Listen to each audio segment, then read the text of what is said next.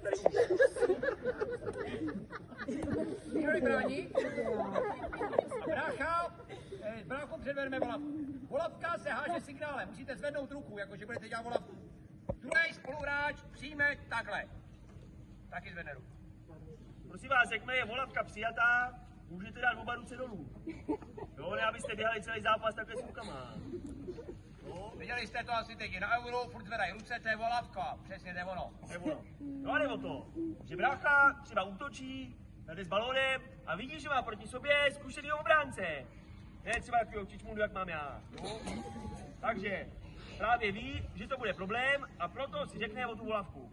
Takže.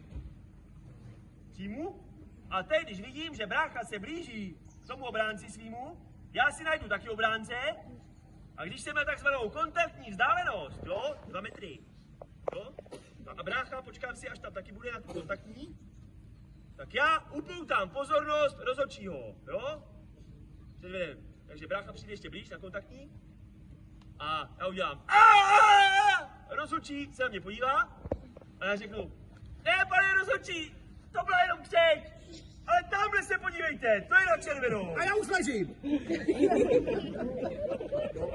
A teď pozor. Máte 2 způsoby, jak to zužitkovat.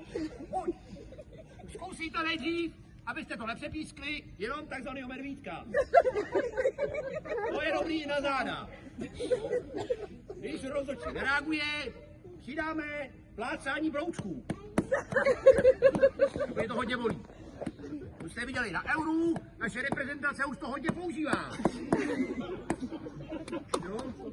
Tak, pak vstáváme. Vstáváme, prostě jako, že to bolí, ne, že vyskočíte. Jo, půl takhle. A řeknete si o podporu publika.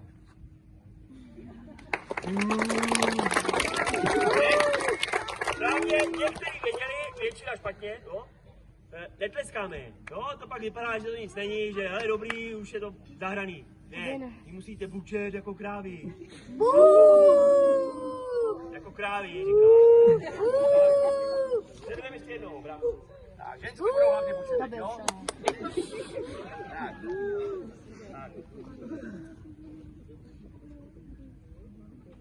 Pojď na mě, pojď, pojď,